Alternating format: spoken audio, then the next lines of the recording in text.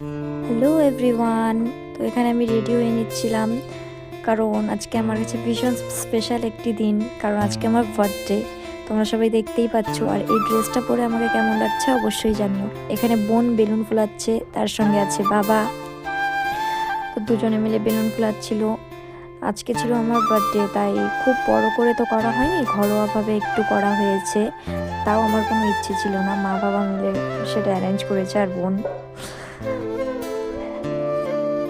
তাই ভাবলাম তোমাদের সঙ্গেও একটু ছোট ছোট করে ক্লিপ নিয়ে শেয়ার করি। আর এটাই আমার ফার্স্ট মিনি ব্লগ।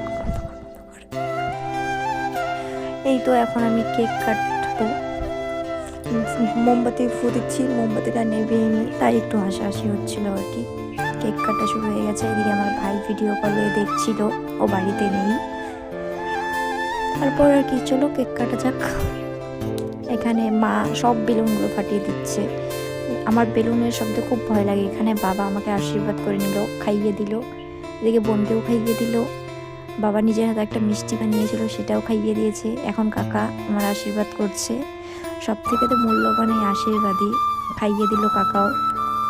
এখন মা আশীর্বাদ করছে ধান দুব্য দিয়ে। অনেকটাই রাত হয়ে গেছে তো